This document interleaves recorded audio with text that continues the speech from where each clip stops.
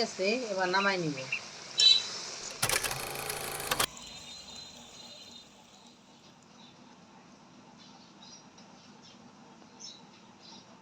স্বাগতম নন্দিনী কিচেন ভিলেজপুরে। আজকে একটা নতুন রেসিপি নিয়ে হাজির হলাম আপনাদের সামনে। নতুন রেসিপিটা কি, পুরো ভিডিওটা শুরুতে শেষ পর্যন্ত দেখবেন। ভালো লাগলে লাইক শেয়ার করবেন।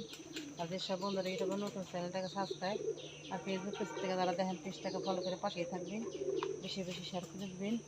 ভালো চ্যানেলে এবার রান্না করে চলে যাই। পুরো ভিডিওটা শুরু থেকে শেষ পর্যন্ত দেখেন।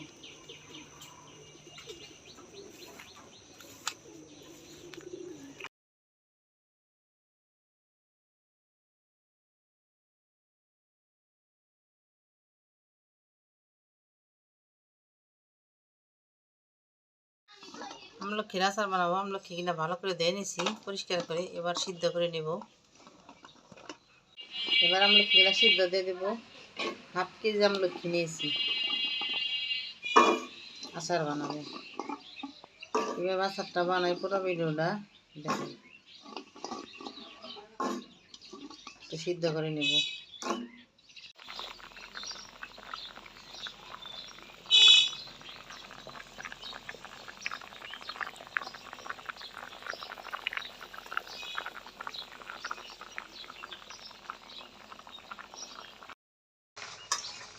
আমলক্ষীগুলো আমার সিদ্ধ হয়ে গেছে, কতটা সুন্দর ফাইটে ফাইটে গেছে দেখেন।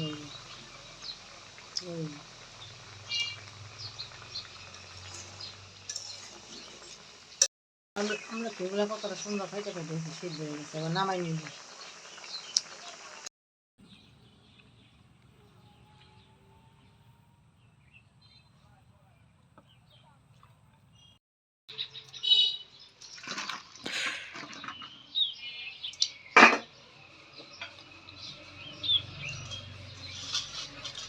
কতটা সুন্দর হয়ে গেছে আমলক্ষী। আমলক্ষীর জলটা খেয়ে ফেলবো, এটা অনেক উপকার।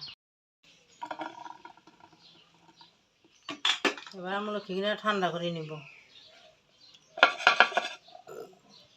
এগুলা ধরি না, মিঠা সস, শুকনো মরিচ, কাঠকলা ভেজে নিব। সবগুলো একসাথে ভেজে নিব।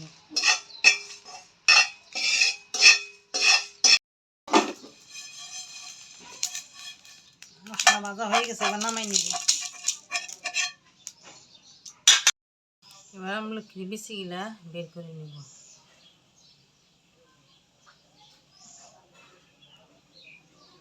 বিচিটা ফেলে দেবো। আর এইভাবে কুশগুলা কতটা সুন্দর।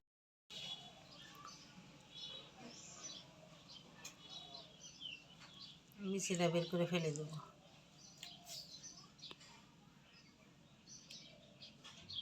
সবগুলো এভাবে বেছে নেব।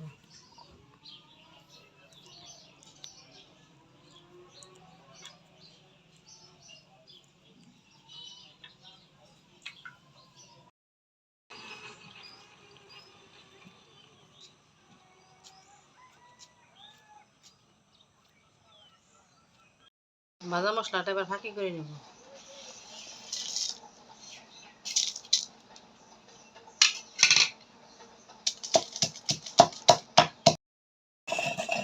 মশলাটার অনেক জ্ঞান বেড়েছে। ভাজা মশলাটা আস্তে দেবো।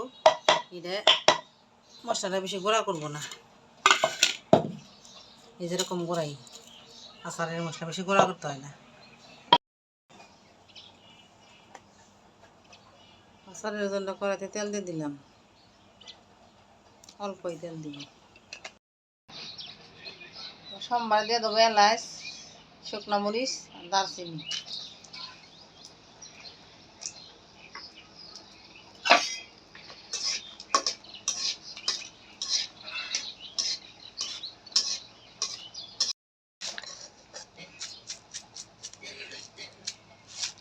কয়টা পাঁচফোড়ন।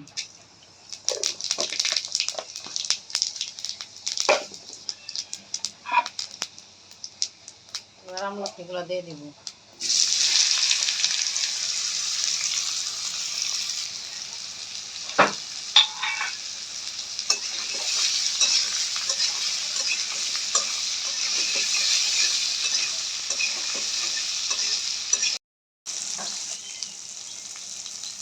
হাফ চামচ হলুদের গুঁড়া, হাফ চামচ মরিচের গুঁড়া দিয়ে দিলাম।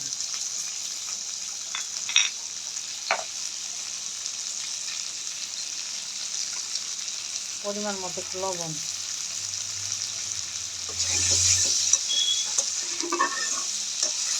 জল করে রাখার কি আসলে আমলকি আচার খাইতে অনেক ভালো, আপনি একবার বাড়িতে খাইয়ে দেবেন।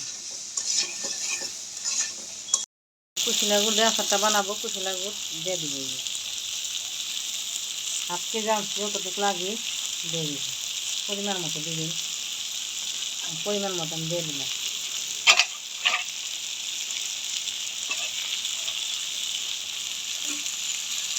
আচারটা গুড় দিয়ে খেতে ভালো লাগে।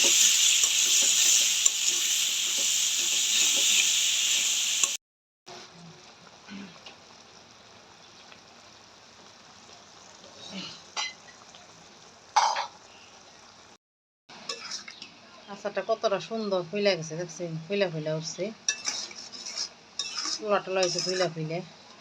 এবার ভাজা মশলাটা ফাঁকি করেছিলাম, ওই মশলাটা দিয়ে দিব। এটা না দিলে তো আচারই মনে হইব না।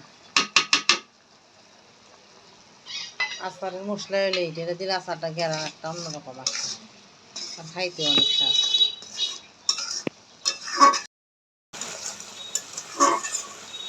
আচারটা প্রায় হয়ে গেছে, আর একটু জাল করে নিব।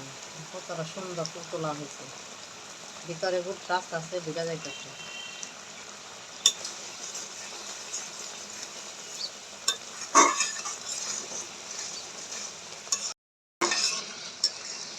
আচার হয়ে গেছে, এবার নামাই নিব।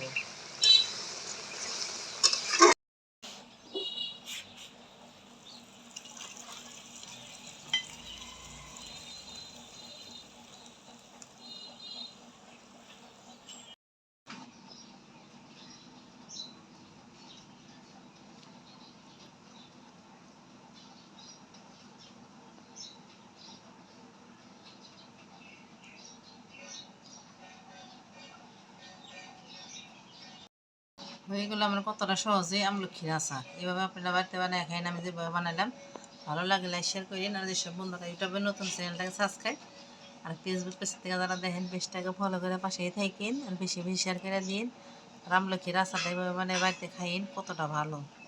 জলপাইয়ের আচার থেকে আমলক্ষীর আচার স্বাদ বেশি, আপনি একবার বাড়িতে ট্রাই করে দেখেন।